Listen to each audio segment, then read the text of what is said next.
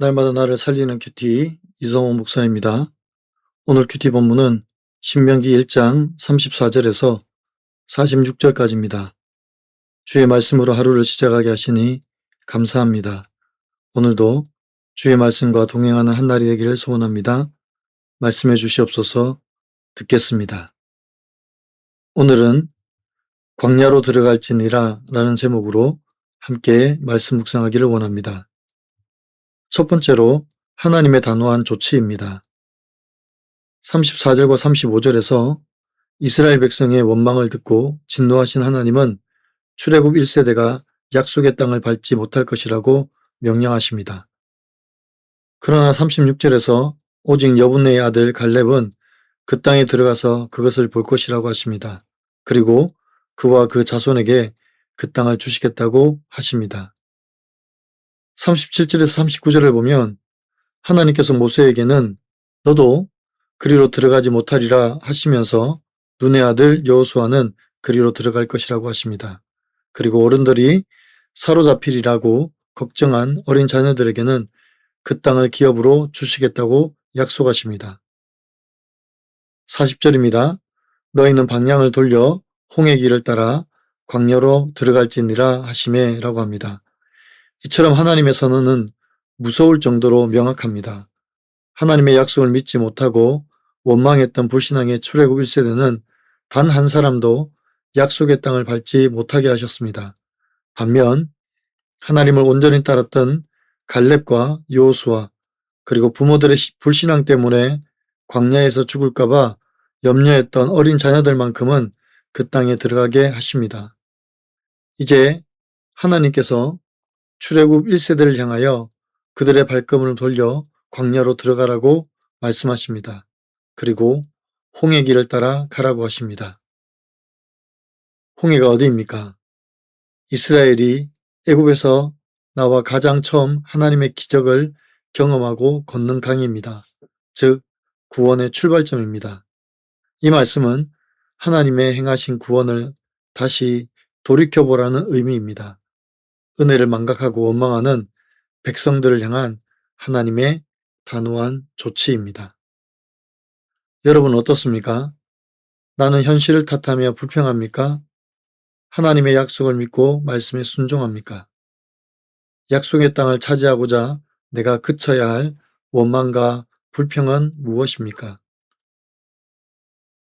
두 번째로 하나님의 징계입니다.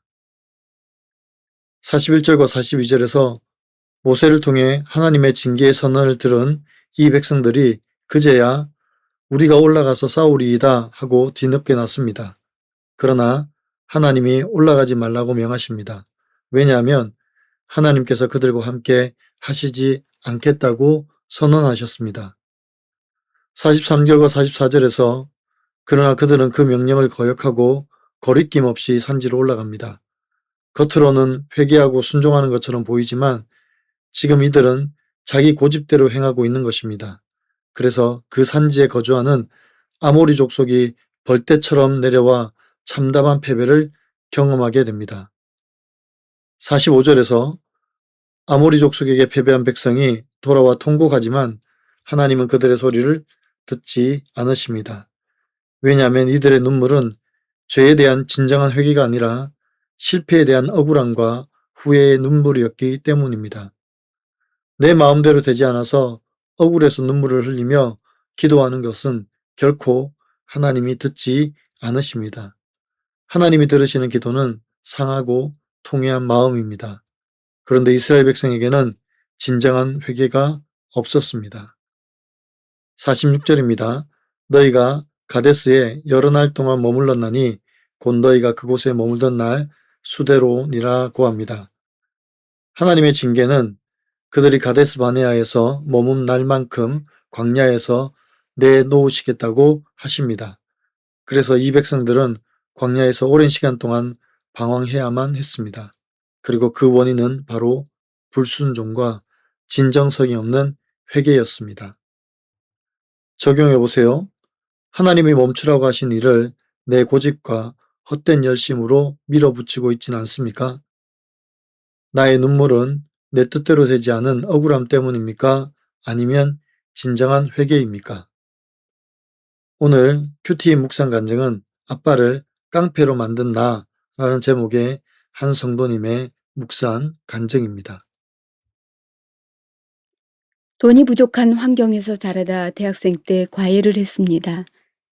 그중 한 명이 아버지 친구분의 자녀였는데 어느 날 그 집 아주머니가 전화해서 다급하게 말씀하셨습니다. 너희 아빠 빨리 데려가! 가보니 술 취한 아버지가 그 집 문 앞에서 고래고래 소리를 지르며 삿대질하고 계셨습니다.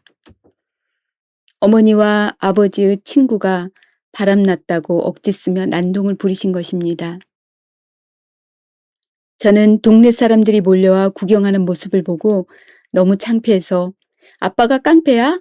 남의 집 앞에서 행패 부리지 말고 집으로 돌아가! 라고 외쳤습니다. 그리고 아버지의 팔을 붙잡고 몸을 일으켜 세우는 순간 화가 난 아버지는 제 뺨을 후려치셨습니다.